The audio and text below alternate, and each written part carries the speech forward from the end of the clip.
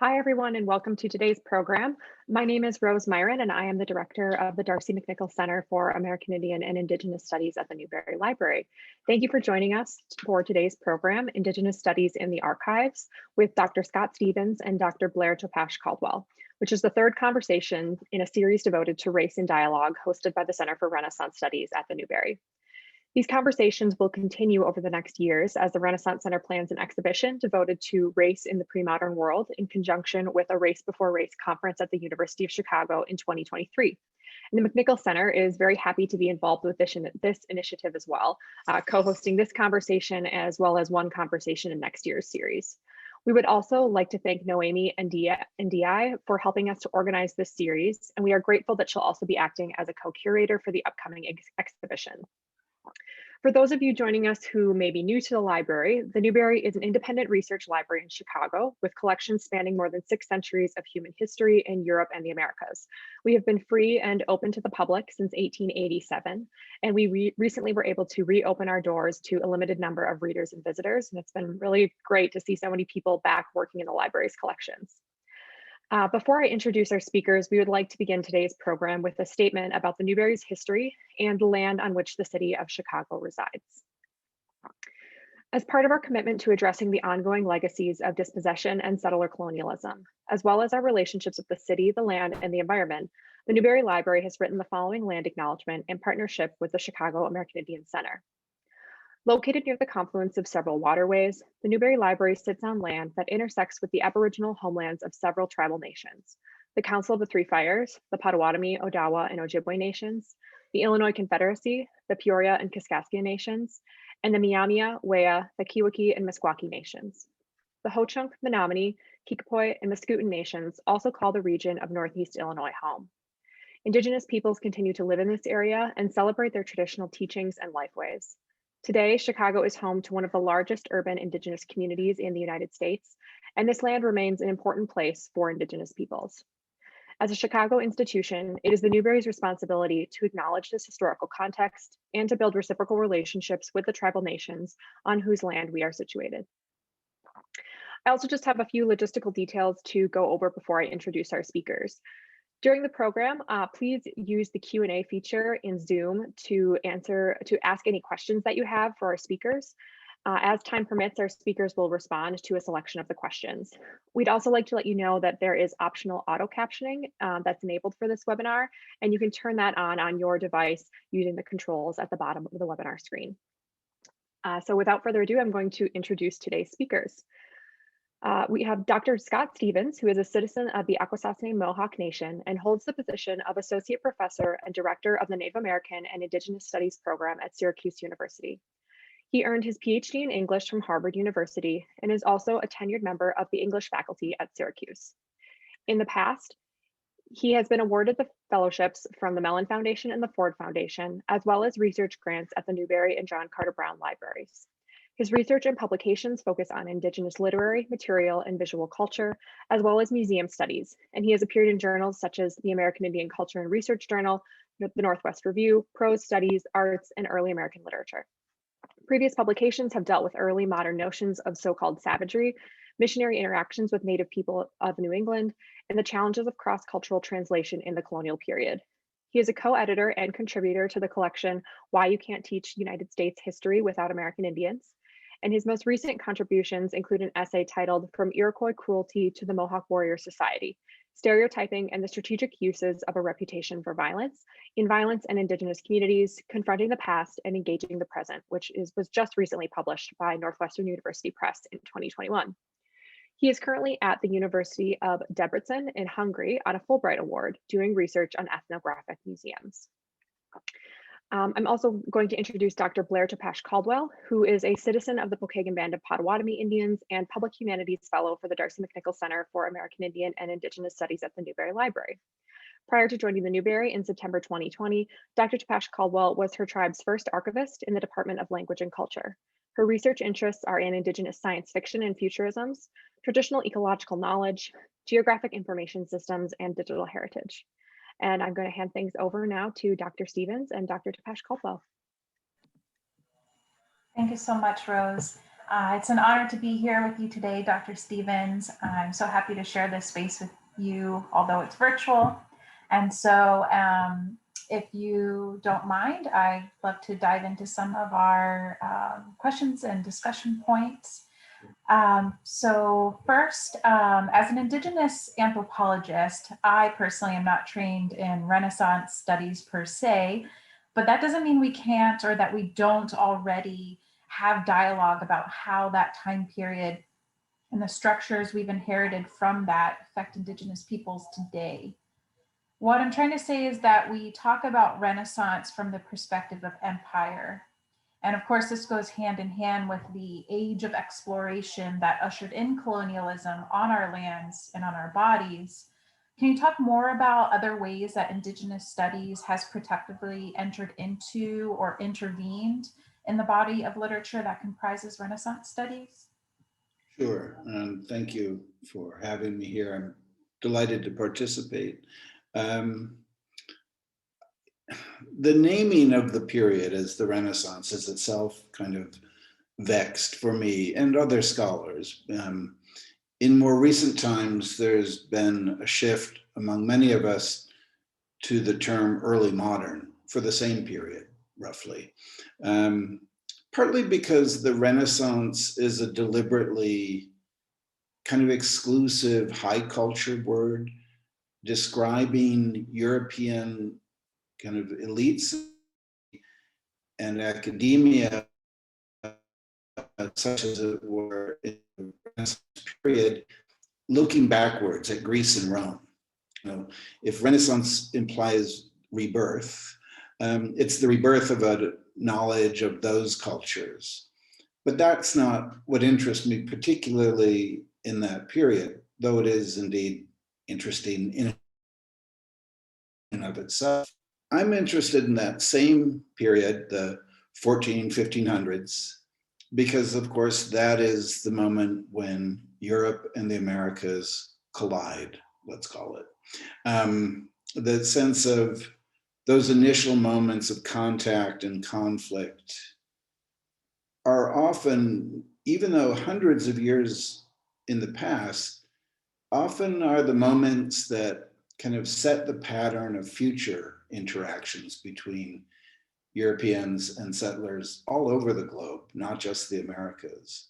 Kind of what they got wrong then, they keep repeating because that's what is recorded in that period. And that somehow, those early colonial accounts of the early modern period, the 1400s, the 1500s, those accounts which live on long past people reading them, but kind of seep into the general knowledge, the folk culture.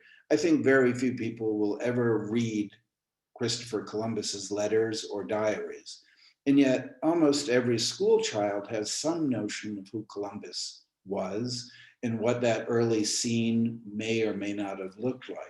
And it's just that notion of the kind of long shadow of the period we call the Renaissance and the way that it infects Indigenous people and our, not only our understanding of our own past, but the way other people, non-native people, think they understand that moment. And so it's a rich mind for me because, as I said, I think so many things, so many kind of bad habits get established then, and we're still in a period of being unable to shake them, but we can engage them critically, and I think that's partly my interest in that.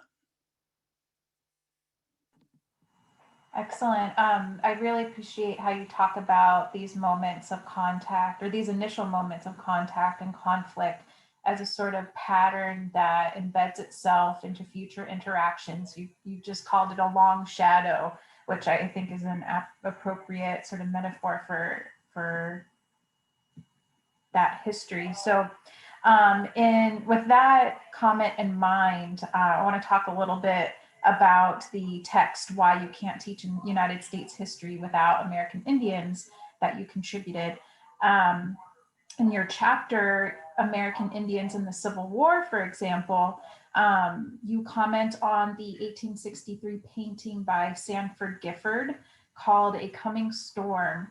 It depicts Native peoples in a small area of the painting amidst a sort of larger than life, romantic but brooding landscape.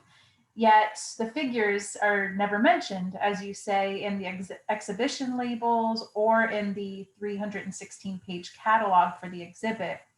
You write, quote, "It is as though they were invisible, or worse, irrelevant."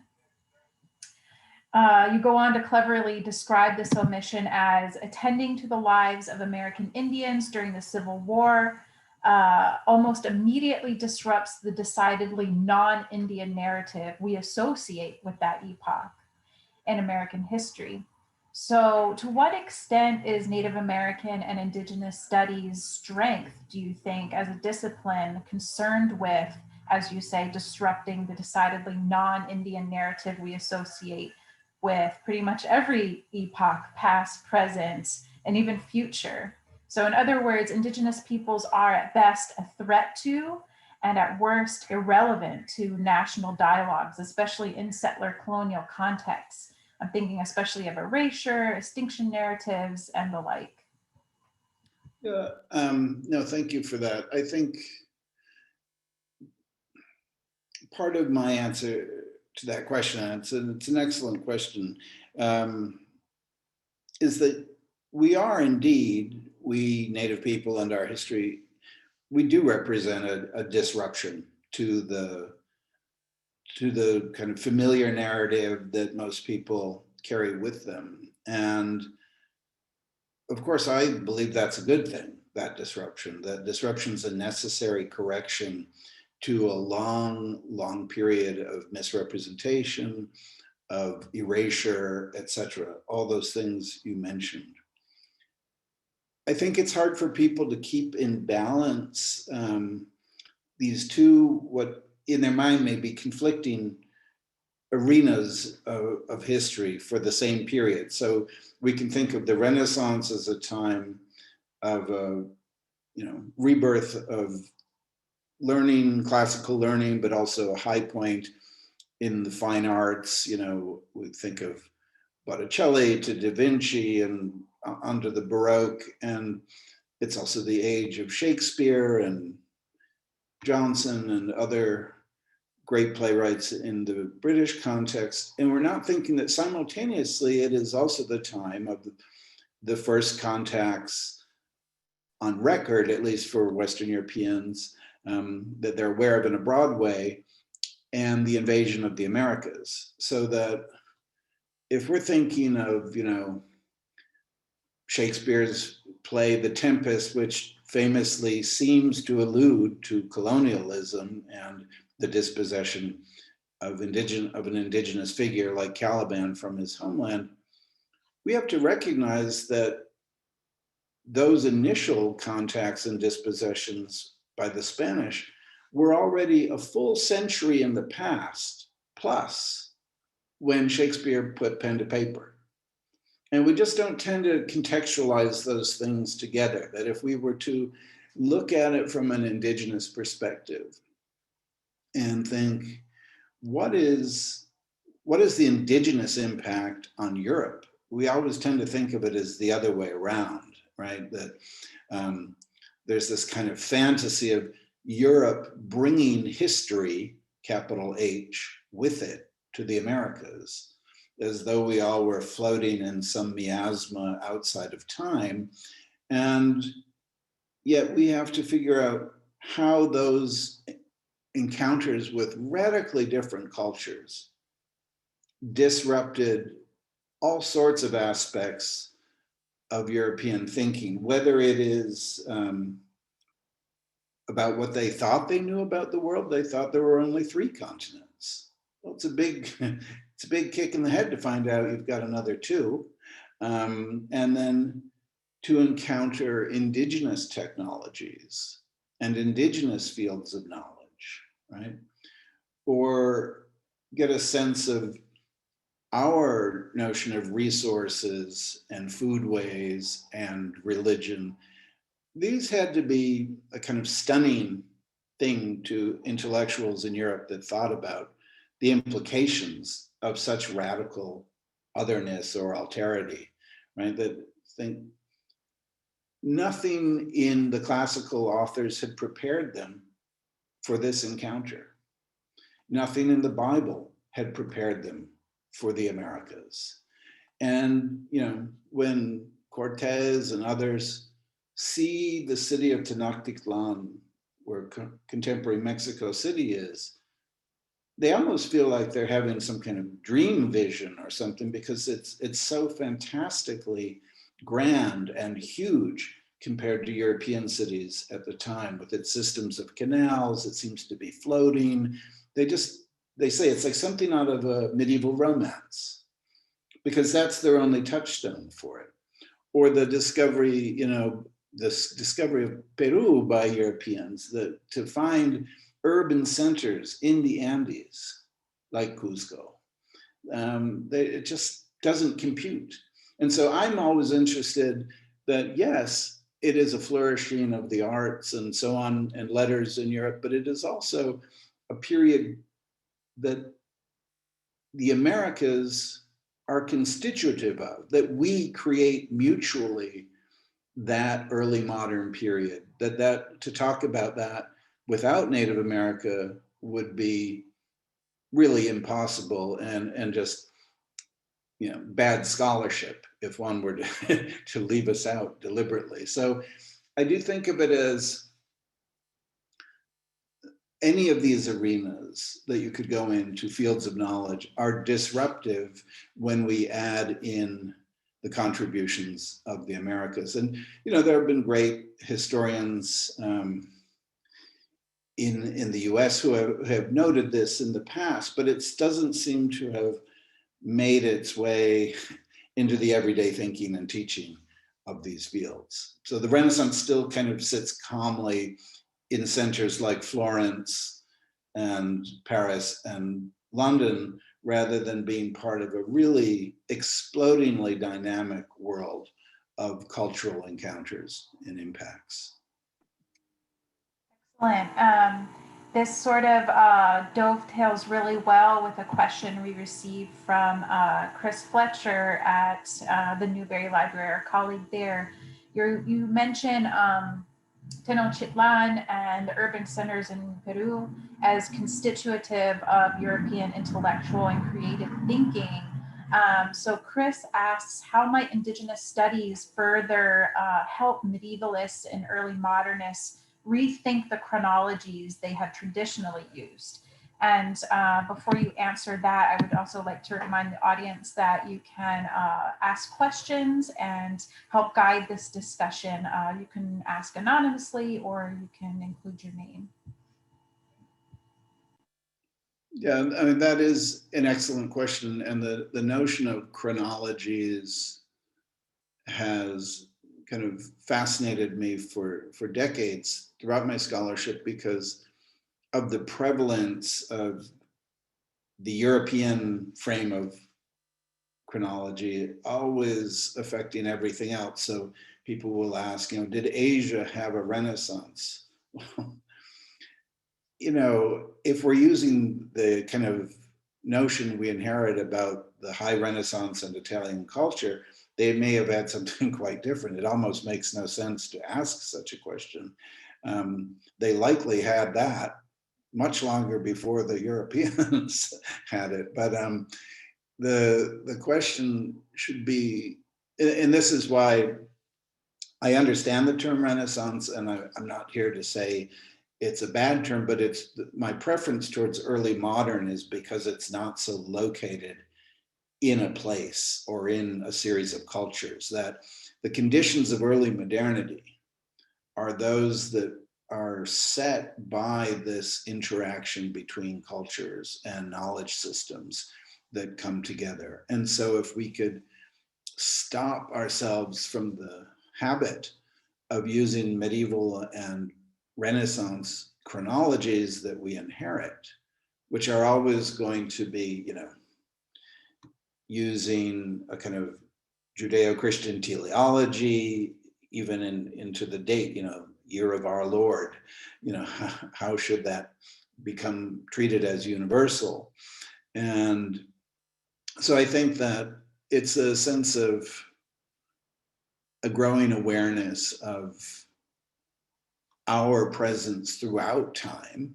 You know, there were medieval Europeans that encountered Native Americans through the Vikings and their contacts both in Greenland and on the North American northern shore, but they didn't have as big an impact because the technologies of spreading that information had not yet been developed to a certain point, and they weren't, you know, they weren't seeing it as a discovery of a new world. So I think that one of the things, again, when we talk about disruptions, the presence, Indigenous presence in world history is disruptive by nature. And one of the primary things it disrupts is the fantasy of discovery, because everyone knows it's hard to discover something where millions of people already live and say it's your discovery. But the other fantasy of it either being a wilderness, which implies people don't live there, and therefore backs up things like the doctrine of discovery and the justifications for the dispossession of the people that are there via these larger fictions. And I think that that's primarily what interests me when I think of this periodization, that if we could get rid of it, we could get rid of some of the implicit justifications it has for colonialism.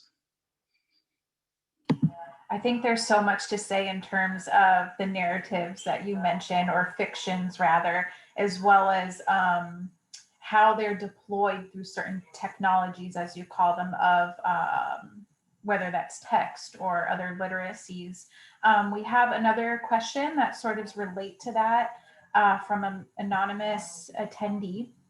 They ask, as you spoke at the beginning of the program, so few people will actually read the archival and print materials that remain from the pre-modern period.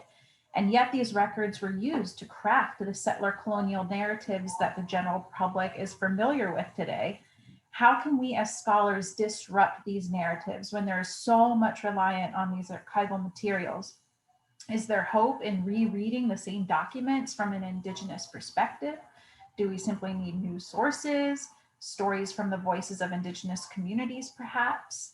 Will scholars in Renaissance studies accept these new sources? As we know, there is much debate about this in the field of early American history right now. So quite a few questions in there.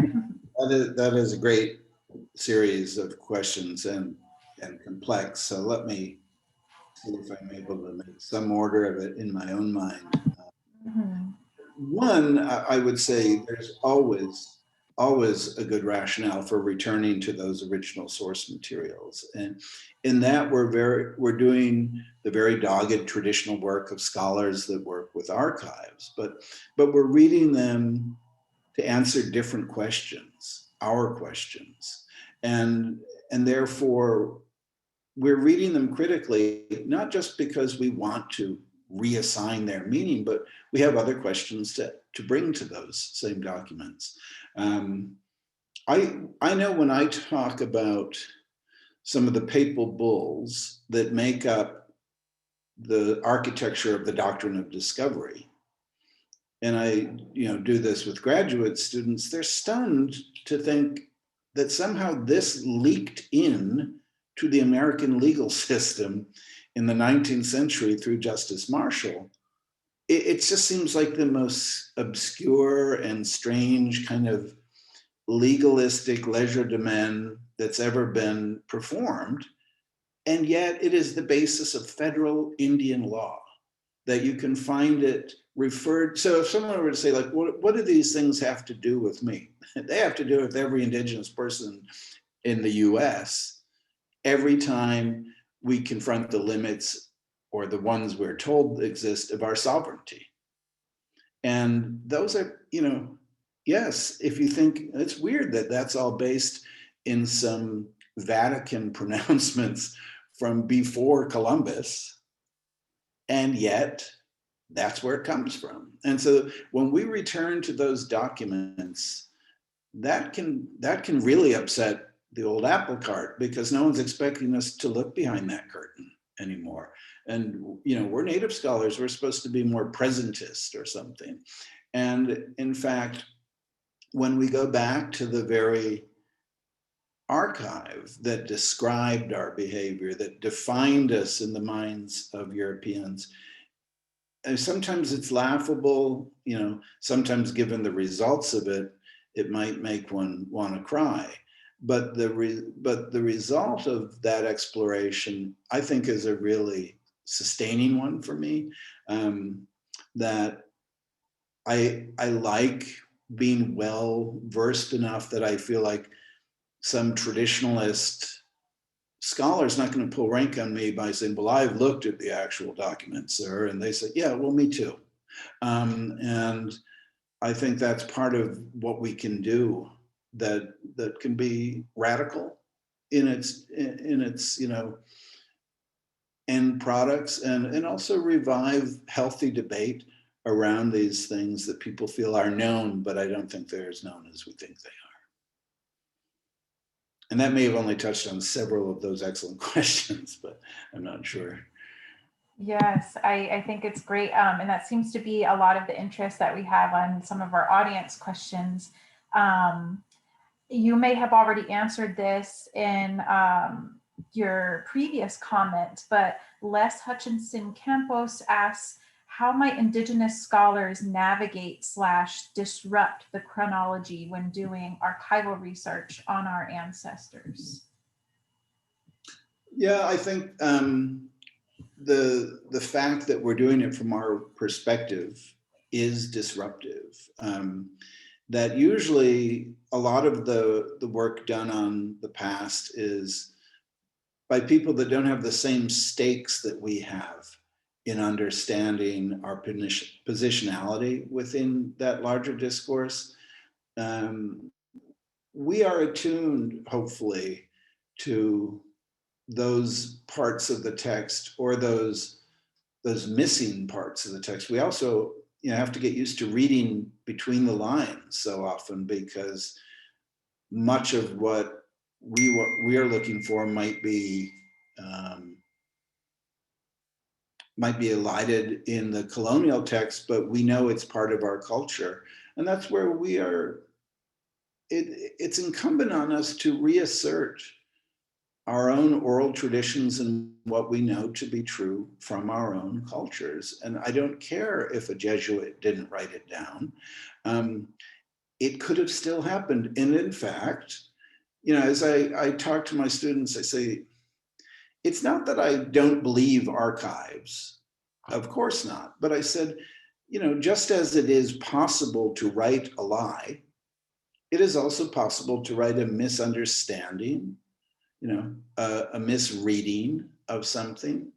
And that has to be taken into account. That we can't allow what I've sometimes termed the tyranny of the document to silence our voices and our interest in those documents. And so I think just becoming involved with these, as I said, using these sources, feeling able with them, so that someone doesn't try to, you know, say, well, you don't know these things. You know, it's our responsibility to say, yes, we do. You know. Excellent. I wonder if we can possibly take a break from the questions for a few moments and pivot our attention to some of the archival materials themselves. If you'd like to comment upon some of them here. Right, so I think, you know, I was thinking about my own time as the director at the McNichol Center several years ago. And I often describe it to friends of mine that are also archive nerds as being a kind of, you know, here for 5 years at the Newberry, I was, you know, in Aladdin's cave when it came to getting all the resources I wanted from this early period. And, you know, when I think of what are some of the highlights that stuck out, you know, the obvious things people want to come and think, oh, well, here's the Renaissance and the New World coming together. And so it's going to be wonderful objects like this one that you're looking at now, the famous so-called Cortez map of Tenochtitlan, which does show the absolute, wonder that the cartographer is trying to, he's translating this vivid description from the conquistadors into a visual pattern, a map, but doesn't have the luxury of having seen it himself or being on a balloon looking at it or anything like that. So you can imagine in reading those accounts, which must have seemed completely marvelous in terms of fantastic, untrue, to readers back home, about these indigenous urban technologies, right? These lofty temples, this well-ordered and amazing technological wonder of a center, this floating city, so, as it appeared. These are things we rightly look towards. I know if I were someone from, modern day Mexico as an indigenous person, I would be delighted that such things existed. But they're not the only things that I look toward, when I look toward the archive, because this is not my region, it's not my people, I'm looking at different things. So if we could go to another slide, a much more humble one also from the 16th century. So again, pre-Shakespeare, let's say at this point in 1655, that this is from Ramuzio. He is a famous kind of collator of navigational and exploratory reports. They would come back to places in Italy and be printed at great printing centers like those in Venice and elsewhere. And they're sometimes grouped under the category of the Nova Reperta, so the report of new things. And I know that there was just an excellent exhibition at the Newberry of Nova Reperta. But in this case, as I said, a much more humble image when compared to that map, the Cortez map. But as a Haudenosaunee person, I have to say, my heart lifts when I see an era of maize. And this is one of these early attentions to the importance of maize production in the Americas. And, when I think, is this just, well, how removed is this? It's a minor sidelight, it's an illustration. I think of the richness right now going on in the field of food sovereignty, and thinking about, as artists like Jolene Rickard, Tuscarora artist, did in her curating of one of the initial really wonderful panels at the first iteration of NMAI Washington in 2004, when they had that wonderful wall of gold, of pre-Columbian gold. And it was, looking at what they came for. But she very wisely and very rightly interspersed between the gold objects historic examples of maize production, different sizes, different colors, different varieties, different species grown throughout the Americas, to emphasize it's not only the gold they came for, but the food resources, the tremendous wealth of nature, and our understanding of how to use those resources to produce thriving societies throughout the continent, throughout myriad, zones, temperate zones, climate changes and topography, all those things where Native people thrived throughout. As I noted in one work I was doing on a Mohawk translation of the book of Mark by Joseph Brandt in the 18th century, where it talks about, a voice calling in the wilderness. There really is no word for wilderness in Mohawk, because that implies an unpeopled rural place. And there's no place that people don't belong. There's no place outside of that. So yeah, I like images like this. If we go to the next one, I'll go through these quickly. If we could look at the next image. Again, Harriet's brief and true report, illustrated based on eyewitness, reports by John White. Those are turned into etchings by Theodore de Brie and printed in the 1590s, right? So right around the time Shakespeare's getting ready to write his sonnets, we're getting a view of a town in what is now the Carolinas, and their orderly agriculture and some kind of view into their lifeways. I think these are just fantastic treasures for Indigenous people to think about, to interpret, and to understand how they mean to us today. If we could look at one final one, and then we can return to the questions.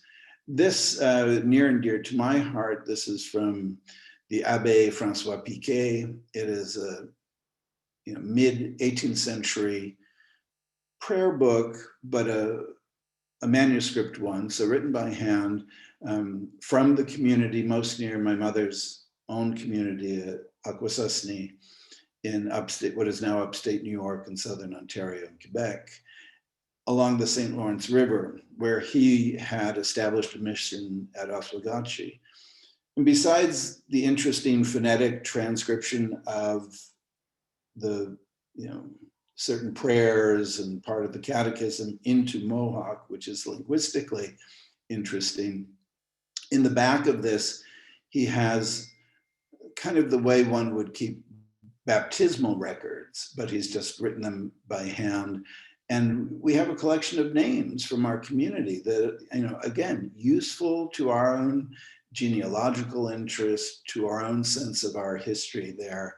And, this is unlike those other images you saw, which were all results of the printing press, this is one of those rarities of an archive, which is a singular thing, right? Just this one handwritten account of a very small mission in mid-18th century North America, but one that speaks directly to my maternal community. So those type of things, I just think, are part of an archive that's been looked at by many non-native eyes, but to native eyes, they mean different things and can be part of a larger conversation. I totally agree. On a personal note, when you talk about looking at some archival material through Indigenous eyes, and especially on the personal names of some of our ancestors, I know in our community, a lot of folks are starting to use them again and naming their children after some of their ancestors. So yeah, we have a lot of excellent questions from the audience. So I'll go turn the attention back towards that. We have one question here.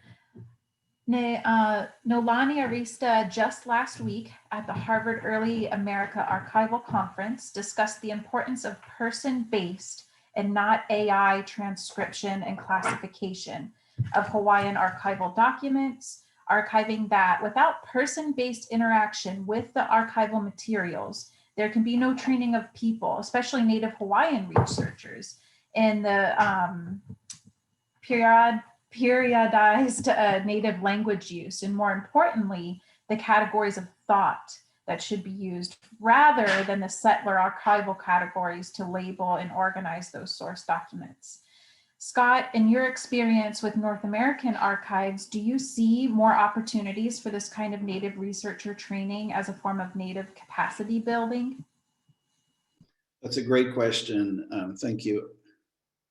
I see endless opportunities.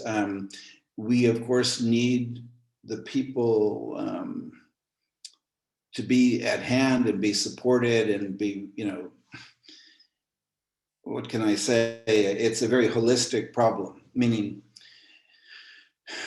when I look at, say, a Haudenosaunee archive, or look at something like Piquet's version of Ginyangiha, i.e. Mohawk writing, you have to do all sorts of, mental acrobatics in your mind to recognize that, for one thing, there's not a really good systematic way of writing our languages at that time. And so anyone who writes it is going to write it down very idiosyncratically according to the way she or he hears it. And so he's writing it phonetically. You have to kind of guess the words that it sounds like. So with this work, what I like about it is it's not only, capacity building, knowledge building, I think it's community building, because most of us must go back to the elders and L1 speakers, if there are in our communities, to do this work. I don't have the ability to do that work in Ginyangiha, but I can ask, an uncle or someone who's not had any university training to help me. Like, if I'll say the words as I think they should be pronounced, what might this be? And right away, it demands a breaking of that academic wall and saying, I need my community to do this, whether they have academic training or not. They have the languages. And then to think of ways to build, kind of guides for helping people do this research, because it can be maddeningly frustrating if you have things entered into metadata in a library, all really about the same object or source language, but written 20 different ways. And it could be 20 different ways under 20 different categories, because when you are talking about a culture that doesn't use writing, alphabetic writing, then there are all sorts of schemas that are invented over the course of 300 years that intervene on the way that knowledge is digested, kept, ordered, and disseminated. And I think there's a tremendous opportunity for people to be trained and do this. Why I say this is kind of holistic and needs support is universities who support people doing, ancient Hittite and, trying to decipher Mesopotamian clay tablets have no question, or at least in the past, had no question about the viability of sustaining such scholars and promoting the research in that area. But you have nothing like that with Indigenous languages, right? There's not the sense that I could promise this could be offered to our students at Syracuse as a full-time position, that someone is a specialist in this. It's tricky. And so there needs to be a kind of institutional alliance with our needs, either at the university level, and if we don't want it at the university level, that makes that may make perfect sense as well, but at our community cultural centers, at whatever learning institutions we have to hand and feel most comfortable having that linguistic knowledge placed in. But it's a whole, as I said, it's a whole picture. It's not just finding a few individuals that can do this work, but how do we support it? How do we promote it? How do we sustain it and grow it?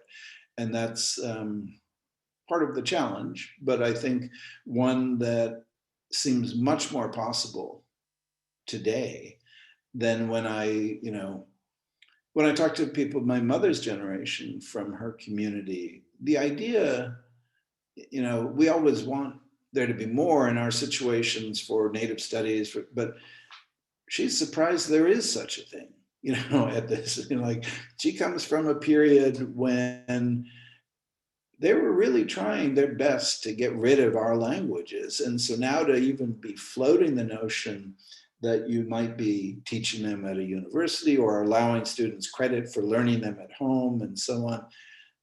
That kind of blows your mind. And I love that it does, because I'm always thinking, oh, it's not happening fast enough.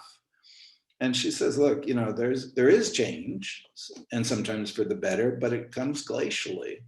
And I think that this is one of those areas where it's going to take a tremendous amount of community involvement, as well as some academic input, for us to do the work that needs to be done in these areas. And I always tell my Native students who do study and speak their languages, there is such an untapped reservoir of material in archives like the Newberry. I can, you know, very few collections are as unused as the Indigenous language materials collection, because there are so few people to use them, that to have access to them. And so maybe a linguist here and there will be interested in, you know, morphology or something very specific, but I'm interested in people being able to read them as the records they originally were: letters, accounts, birth certificates. I don't care what, you know, I want to reclaim that historical moment for those languages and those documents as something we work toward in the future. The central crux of that excellent response excites me just to think about the ever unfolding opportunities to reconnect with community, to take away the sort of credentialization of archives, and that, you know, you have to be engaged in an academic project in order for this to be a fruitful endeavor. And so thank you so much, Lahua, for that question about community. And I want to turn our attention to another question about oral traditions and interactions between Native and settler religions. So this anonymous attendee asked the question, speaking of oral traditions, can you advise us on how to rethink the way that the Reformation has painted their interactions between Native and settler religions as only turbulent, which lacks complexity? What light can the archive shed on the dynamics of religious change in the Native communities in the Americas? Well, that's a huge question. I don't know that I could sufficiently, or if anyone could sufficiently answer it in a certain way, but based at least on my own interests and my own research, is that I do, and I'm sure someone might heartily disagree with me about this, but you know, I do think that Native people, without question, many Native people accepted Christianity, right? There were many Native converts across our communities, and that may seem more generational now. You know, one of my Haudenosaunee students last year in a class asked me what Easter was, and I was shocked, you know, and you know, my poor Duda, my Mohawk Duda, would have been shocked to know that there were Mohawk students that didn't know what Easter was. But I'm interested in those Native people that did, you know, take up Christianity, because I still believe in my heart of hearts, from working with texts like Joseph Brandt's translation of the Gospel of Mark, that what you get out of a translation, linguistically, a translation of the Bible into an Indigenous language, is a really Indigenous version of the gospel. As I said, there's no wilderness for him to draw on, right? The kind of errand to the wilderness doesn't make sense in those terms. He fudges by using the word that you would use for forest, but we all know a forest is not what's meant by a wilderness any more than saying the countryside is the wilderness. So there are qualities about it where I think Indigenous people brought their values, brought their world understanding, and that completely had an impact on their notion of Christianity, for example, or any other religion people might convert to. But I think of the central notion of Scano in Haudenosaunee culture in the Longhouse. And Scano, we're told, means peace, but it also means much more so than the absence of violence. It's much more like harmony, balance, health, that you be at peace with your neighbor, sure, but also at peace with the world around you, at peace with your family, at peace with your partner, at peace with yourself. All of these notions of Scano are central to the good mind. And I have to think that that notion of Scano deeply informed their understanding of, you know, a figure like Christ as a peace bringer, as a prince of peace, etc., and inflected it along indigenous value systems. Not to say that there aren't changes, and of course there would be, but I do think that it is much more complex than, yes, there were turbulent.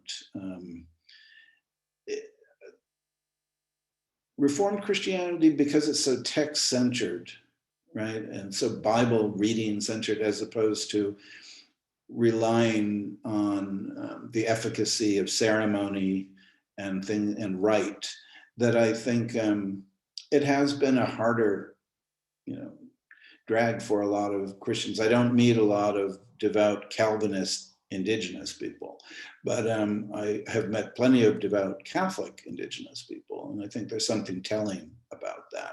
But that's just my little dip into it. It's a really worthwhile question, and one that someone could write several excellent books about. Absolutely. Yeah, I think there's a lot to say there. It's never a question that I've personally had as a non-Christian, not particularly interested in those sort of benefits, but similar to what you mentioned in Mohawk of Sano, you said, is this idea of Meneduwuk or Manitous in Ojibwe that has been written about, and how that's changed in response to European contact and Christianity and colonialism. And we see things like Meneduwuk is translated as spirits, but they're really things that have never been human. They're not ghosts. They're entities that go about causing change. And so we pray to the Meneduwuk in order to create change and have certain things happen. And so as it goes, there's the Kishemnido or Gichimanadu in Ojibwe, which is this great spirit. And you can see the sort of synergies, invented or otherwise, between the great spirit and our heavenly father. And something like Kishemnido that went from having no gender and no personhood, it was just everything, now is the great spirit, the heavenly father, and so on and so forth. So we probably have time for about one or two more questions. And this next question is from Greg Bach, which centers more, I think, on methodology and something that I feel you've spoken about in your work prior. He asks, you have spoken about how Indigenous histories disrupt settler and European histories. Concept of North America as a new world is also disruptive of Indigenous histories of continuous indigeneity on Turtle Island. As an archivist, I wonder how we can knit settler memory infrastructure, such as archives, which are structured to tell the story of the New World, into Indigenous memory traditions that tell much longer continuous histories. Well, that's a wonderful question. I mean, I think partly, if one could contextualize the very phrase New World and contain it as though it really needs to be a specific thing that it's used by specific people for certain for certain groups. And so I don't care if it says something as bland as, you know, the Western Hemisphere or what, but I do think there's, if we could distance ourselves, it's hard because linguistically we're always in a kind of trap. If we call it the Americas, well, who named it the Americas? And who, you know, Turtle Island maybe for some groups, but not for every Indigenous group. They're going to be like, what's that? So it is a trick of nomenclature, and we get caught in a kind of trap, I think, but I would definitely say if we could avoid using the New World outside of the context of a certain quality, certain type of discourse that understands it as that and will frame it that way, like the Nova Reperta. And that is really its context for understanding and talking about the Americas. But it is by no means, as the questioner rightly points out, the Indigenous understanding of the place in which we stand. And so how to incorporate that in an archival situation is a nut to crack, one that I don't have a ready answer for, but I could really see it as a worthy goal. Because if we keep repeating the old but saying, but we don't really mean it, we're not disrupting enough. Then we have to just at one time junk it and say, look, it just belongs here in this context, but that we're gonna move on from there. Very good. So our last question, and these questions have been so great. I apologize for not being able to get to all of them. Ayoka Wicks asks, she states, Indigenous PhD student here in American Studies and US History. Some of my classes are interdisciplinary or with historians of other regions and eras. Sometimes the Europeanists tune out when I rant about Native American and Indigenous studies. I'm so excited to share this stuff with them. My question is, what are some good books to share with the early modernists to reiterate what you're sharing here today? I don't know. I mean, offhand, I think that there's probably more good articles to like individual articles than some monograph that takes this on in a full way. I think there needs to be an awareness on the part of Europeanists that they're not the ones doing history, capital H, and the rest of us are just kind of dabbling around in stories and such. And so if you can find, and I'd be happy to, two things. One, because I can't immediately call these to mind when asked, but though I would have some suggestions. Be happy to look at also some of the other questions that have come in that I didn't have time to answer and send back a response which you could mediate somehow if that's possible. But certainly also to this student, I would be happy to kind of come up with a short list. Good luck at trying to get them to read it if their prejudices are such already that they're doing the history. And that's not, I've run into that all my scholarly life, and it's part of what it is. As soon as you mention oral tradition, some people's eyes glaze over, and they're done. They're done with you. They're done with anything you have to say, and yeah, it's going to be there just needs to be more of us in the academy validating this type of scholarship rather than less. Absolutely. Well, I thank you so much. It's very generous of you to offer to answer some of these questions asynchronously, and we can certainly arrange that. I want to say a personal thank you to Dr. Stevens for allowing me to facilitate some of these questions and dialogue with you. So thank you so much. Thank you. It's a real pleasure. And, events like this can only make me feel better about the future of these things. And so I'm delighted to have been asked and to participate. So thank you. Nyawa, go on. Thank you both so much. This was such a rich conversation, and Dr. Stevens, we're certainly happy to have you back doing something with the McNichol Center as one of our former directors. So, again, thank you so much for this. And thank you to all of you in the audience who asked such wonderful questions. I love Dr. Stevens' idea about following up on some of these. So stay tuned as we figure out how we're going to do that. A recording of this program is also going to be available on the Center for Renaissance Center's YouTube channel in a few days, so please stay tuned for that. And you can also view the first two conversations in this Race and Dialogue series on that page. We look forward to welcoming visitors back to public programs and events at the Newberry as soon as it's safe to do so. But in the meantime, we want to invite you to join us for our next virtual program that's also going to be co-sponsored by the Renaissance and McNichol Centers, Documents from Colonial Mexico in the Ayer Indigenous Studies Collection. And this is going to take place over 2 days on Thursday, May 13th from 12 to 1 p.m. and Friday, May 14th from 10:30 to 3 p.m. The Center for Renaissance Studies is also going to be continuing this Race and Dialogue series next year. So if you would like to stay in touch with us about these events and future events like this one, you can subscribe to our email lists by emailing either renaissance@newberry or mcnichol@newberry.org. Thank you again so much for joining us, and we look forward to hopefully seeing you at our next program.